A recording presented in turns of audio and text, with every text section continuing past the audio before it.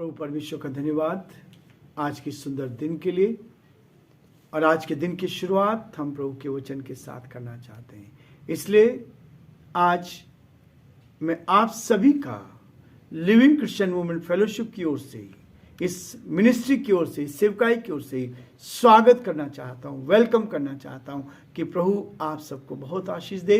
आप हमारे साथ जुड़े हुए हैं, आप इस सेवकाई के लिए दुआ कर रहे हैं, अपना सपोर्ट कर रहे हैं, इसके लिए भी मैं आप सबको धन्यवाद देना चाहूँगा। प्रियो, आपकी प्रार्थनाओं की, आपके सहयोग की हमें आवश्यकता है ताकि आप प्रभु की महिमा के लिए आगे बढ़ती जाएं। और जो भी सेवकाई में आप सहयोग करना चाहते हैं वो आप कर सकते हैं। Living Christian movement fellowship ministry में आप सभी का वेलकम और स्वागत हर समय रहेगा ताकि आप प्रभु की सेवकाई को आगे बढ़ाने में मदद करें, प्रार्थना करें और बहुतों के लिए आशीष का कारण बन सके। आज हम प्रकाशित वाक्य का 9वें अध्याय को शुरू करना चाहते हैं। और इस अध्याय को जब हम शुरू कर रहे हैं, इस वचन को पहले अध्याय के 1 पद से लेकर और 11 पद तक मैं आपके सामने पढ़ूंगा। जब 5वें स्वर्गदूत ने तुरही फूंकी तो मैंने स्वर्ग से पृथ्वी पर एक तारा गिरता हुआ देखा और उसे अथाह कुंडों की कुंजी दी गई थी।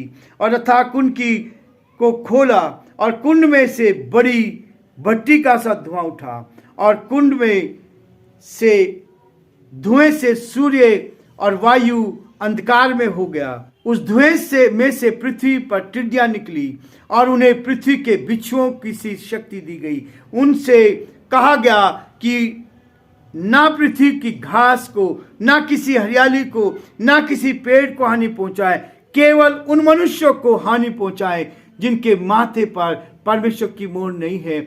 उन्हें लोगों को मार डालने को तो नहीं, पर 5 महीने तक पीड़ा देने का अधिकार दिया गया है।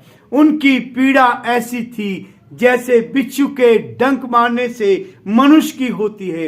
उन दिनों में मनुष्य मृत्यु को ढूंढेंगे और ना पाएंगे और मरने की लालसा करेंगे और मृत्यु उनसे भागेगी। उन टिड्डियों के आकार लड़ाई के लिए तैयार किए हुए घोड़े जैसे थे और उनके सिरों पर मानो सोनों के मुकुट थे और उनके मुंह मनुष्य के जैसे थे। उनके बाल स्त्रियों के बाल जैसे और दांत सिंहों के दांत जैसे थे। वे लोहे की सी झिल्लम पहने थे। उनके पंखों का शब्द ऐसा था जैसा रथों और बहुत से घोड़ों का जो लड़ाई में दौड़ते हों। उनकी पूंछ बिच्छुओं की सी थी और उनके दंत थे और उन्हें 5 महीने तक मनुष्य को दुख पहुंचाने की जो शक्ति मिली थी वह उनकी पूंछ में थी। 11 पद। अथाह कुंड का दूत उन पर राजा था। उसका नाम इब्रानी में अबदोद और यूनानी में अपोल योन है। परमेश्वर अपने इस वचन के पढ़े और सुने जाने पर आशीष दे। आमीन। प्रियो, परमेश्वर मुझे आपको आशीष देना चाहता है ताकि इसके द्वारा आशीष को प्राप्त करें। हम पहले से सचेत हो जाएं और इसलिए हम प्रार्थना करेंगे, अपने सिरों को झुकाएंगे और प्रभु परमेश्वर से आशीष को मांगे ताकि प्रभु की उत्तम आशीष हम पर, हमारे परिवारों पर बनी रहे और हम प्रभु के साथ आगे बढ़कर परमेश्वर की महिमा कर सके। दुआ करेंगे। प्रभु, हम आपको धन्यवाद देते हैं कि आपने भविष्य की सारी बातों को हमारे सामने रखा प्रभु जी, ताकि भविष्य में आने वाली सारी बातों को हम समझ सके। पिता, आपकी महिमा का कान बन सके, आपके नाम को धन्य कह सके। प्रभु जी, आप हमें तैयार कर। अभी हमारे पास अवसर है, अभी हमारे पास मौका है ताकि हम अपने मन को फिरा लें प्रभु जी और आने वाली विपत्तियों से बच जाएं प्रभु जी।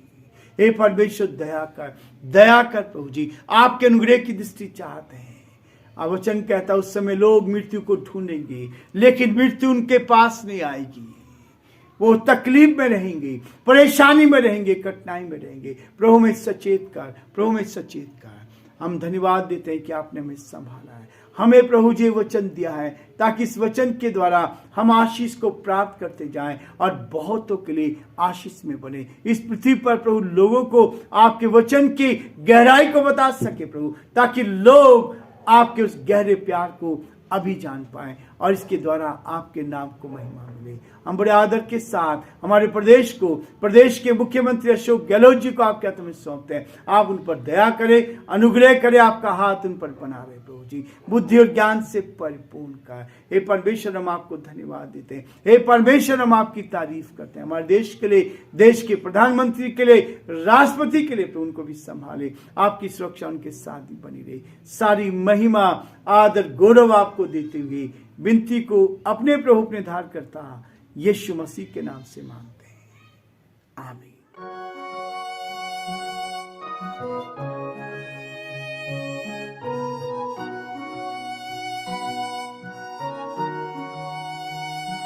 कलवरी के पास खड़ा हो, खून की धारा देखता जा,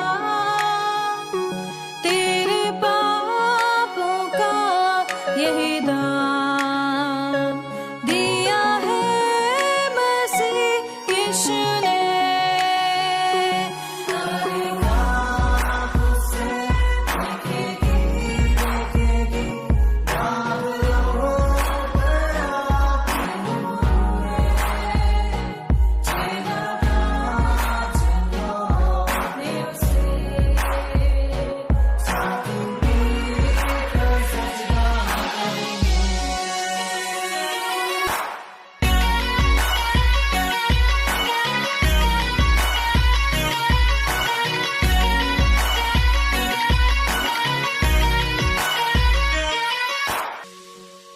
ये हुआ सब तेरे लिए, तूने भी उसे छेड़ा था, फिर भी प्यार से वो बुलाता। जाता क्यों नहीं तू उसके पास, फिर भी प्यार से वो बुलाता। जाता क्यों नहीं तू उसके पास।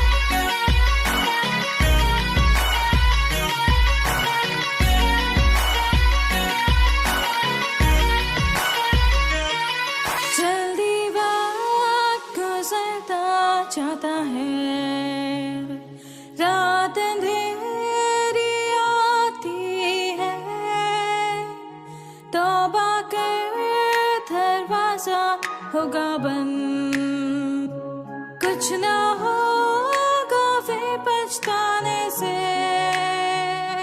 तौबा कर दरवाजा होगा बंद, कुछ ना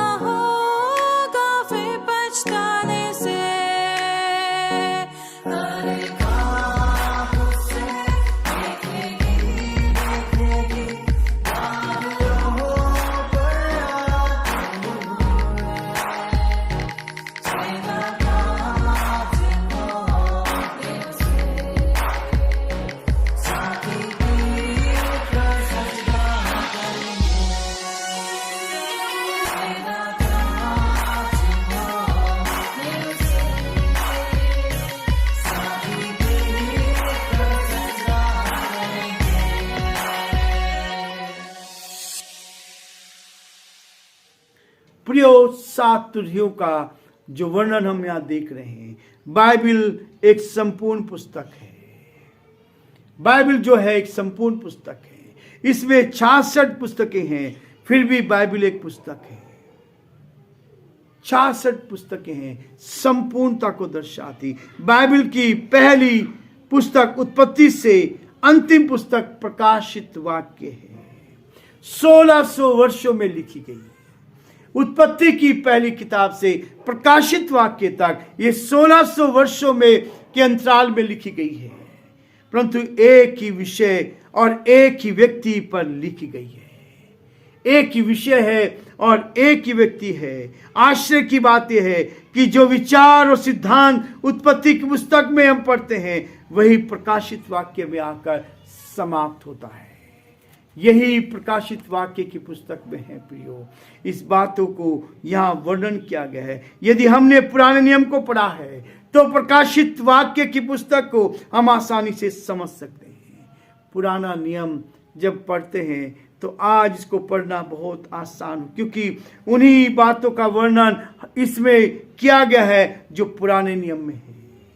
अलग अलग स्थानों पर हम पाते हैं। पहला थिस्सलुनीके उसका 4 अध्याय उसके 16 और 17 पद में लिखा है, बहुत स्पष्ट लिखा है प्रियो। ये प्रकाशित वाक्य की किताब में जो लिखा है वही चीज वो कहता है। पहला थिस्सलुनीके 4 अध्याय 16-17 पद में लिखा है, प्रभु स्वर्ग से उतरेगा और उसके लोग हवा में उससे मिलेंगे। यह 7 वर्ष का महाक्लेश के बाद होगा। यह पहली घटना होगी। ये वो घटना होगी। उस समय वह अपने संतों को लेने के लिए आएगा। उसके बाद 7 वर्षों का महाक्लेश शुरू हो जाएगा। ऐसा होने जा रहा है प्रियो। लोग आज भी मजाक में इस चीज को लेते हैं। आज लोग भी परमेश्वर के वचन को ठट्ठों में उड़ाते हैं। परमेश्वर का वचन ठट्ठों में नहीं उड़ाया जाता। प्रियो, ये सारी चीजें होंगी। इस काल में भयंकर बातें होंगी। प्रभु उन बातों को का न्याय करेगा जो उसके विषय में की गई है। उन सब का न्याय करेगा। 7 मोहरें जब खुलती है तो कैसा भयानक विनाश होता है। जब 7 मोहरें खुल रही हैं उनका कैसा भयंकर स्थिति होगी। विनाश होता है। 7 तुरहियां हैं, वो भी विनाश को बताती है। उसके बाद 7 कटोरे हैं। उसके बाद 7 को 2 हिस्सों में बांट दिया गया है। पहले 4 बातें, फिर कुछ और अंतराल में फिर 3 बातें हैं। इसी प्रकार से आधे हिस्से को भी 2 भागों में बांट दिया गया है। यह है प्रकाशित वाक्य। यह है रेवलेशन जो परमेश्वर मेरे और आपके ऊपर प्रकट करना चाह रहा है। मेरे और आपके ऊपर इस चीज को स्पष्ट करता है और ये कहता है, यहाँ 4 तुरहियां फूकी गई। इसके बाद एक अंतराल है और उसके बाद वो कहता है परमेश्वर का दंड जो है अधिकारिक भयानक होता जा रहा है, अधिकाधिक भयंकर होता जा रहा है। ये दंड बढ़ता ही चला जा रहा है। भयानक क्रोध, उसका अद्भुत अनुभव, दोनों एक साथ चलते हैं। ये उंडेला जाएगा। ये भयंकर हो रहा है। इस पुस्तक में एक बात अद्भुत है। परमेश्वर अपना क्रोध उंडेलता जरूर है, परंतु बीच बीच में अपना अनुग्रह भी लोगों पर दिखाता है।